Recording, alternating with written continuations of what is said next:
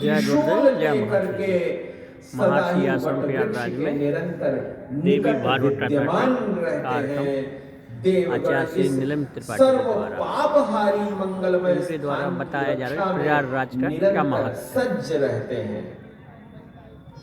प्रयाग के दर्शन, नाम संकीर्तन अथवा मृत्तिका का स्पर्श करने से भी मनुष्य पाप मुक्त हो जाता है इत्यादि आख्यान करते हुए ये सुंदर बताते हैं कि इस प्रयाग अंचल में 5 कुंड वर्णित हैं, 5 कुंड कहे गए हैं और उन्हीं के माध्यम से गंगा जी यहाँ बहती हैं।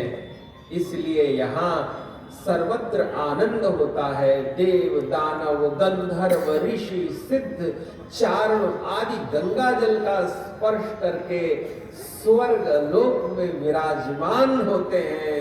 यह अत्यंत महनीय है।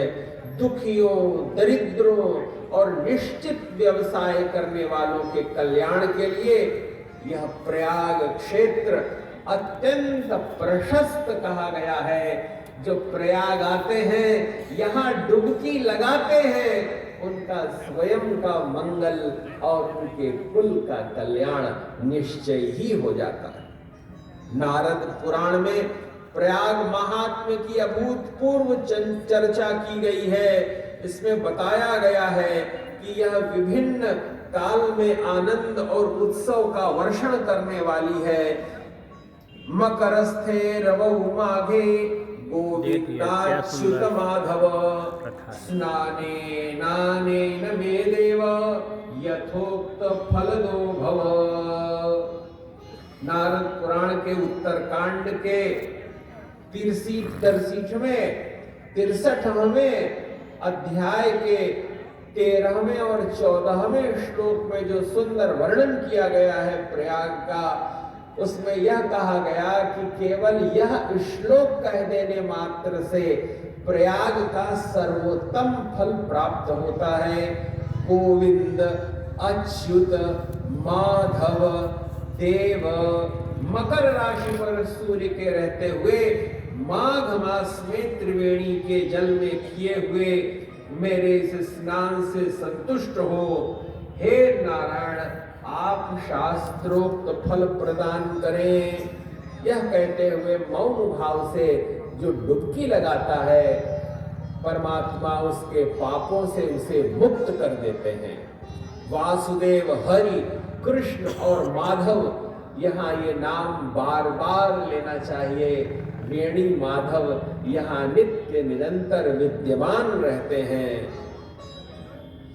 ब्रह्मा जी यहाँ नित्य निरंतर अपनी अस्मिता के साथ रहते हैं। प्रयाग अंचल 5 योजन विस्तीर्ण है। 3 कुंड जो विभिन्न क्षेत्रों में हैं, वो 3 क्षेत्रों से रक्षा करते हैं। 3 तरह की जो अग्नि है, गार्हपत्य अग्नि, आहवनीय अग्नि और जो जठराग्नि, बड़वाग्नि, दावाग्नि, ये जितनी प्रकार की अग्नियां बताई गई हैं, वो अग्नियां भी प्रयाग में वास करती हैं और 3 क्षेत्रों में उनका स्थान बताया गया है, जिसमें अरैल परिक्षेत्र, जहां हम लोग इस समय बैठे हैं, पूज्य महर्षि महेश योगी जी के इस दिव्य आश्रम परिवेश में, यहाँ दक्षिणाग्नि का वास बताया गया है। दक्षिणाग्नि यह होती है जो कुलोद्धारक होती है, पितृकार्य और तर्पण के लिए महत्वपूर्ण होती है। जिस अग्नि से हम अपना और अपने कुल का मांगल्य करते हैं, उस दक्षिणाग्नि की दिशा यह अरैल परिक्षेत्र है। ऐसा सुंदर वर्णन इसमें मिलता है। यहाँ